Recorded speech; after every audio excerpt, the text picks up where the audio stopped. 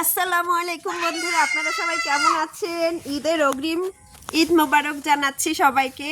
আর এই কোরবানির ঈদে আমাদের এই গরুটি কেনা হয়ে গেছে, গতকাল সন্ধ্যার দিকে এনেছে।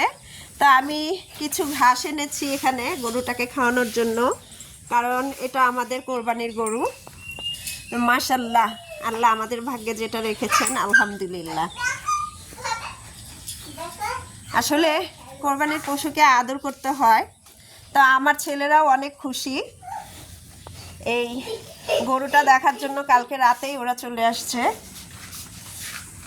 মাশাল্লাহ মাশাল্লাহ, অনেক সুন্দর গরু হয়েছে, তাই না? দেখো, ওর লেজ দিয়েই ও মাছি তাড়িয়ে দিচ্ছে। ওর নাকি অনেক রাগ, ওকে নাকি হাট থেকে আনার সময় দৌড়াতে দৌড়াতে নিয়ে এসেছে। ওর অনেক জিদ। হ্যাঁ, দেখো ঘাসগুলো খাচ্ছে, দেখছো? তার তাজা ঘাস, দেখেছো? হ্যাঁ, দেখো। আর আর আরেকটা ছেলে কি করছে, এই বাড়ির একটা পালিত বিড়ালকে খুব যত্ন করে খেলা করে এই বিড়ালটার সাথে, তাই না?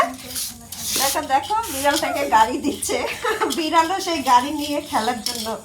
দেখো দেখো, সবাই দেখো কেমন করছে।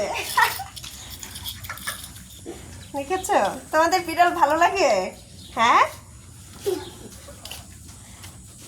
তো বন্ধুরা, এই হচ্ছে আমাদের কোরবানির গরু। আমরা ভাই বোনেরা একসাথে দিচ্ছি আলহামদুলিল্লাহ। আল্লাহ আমাদের ভাগ্যে অনেক ভালো একটা গরু রেখেছে।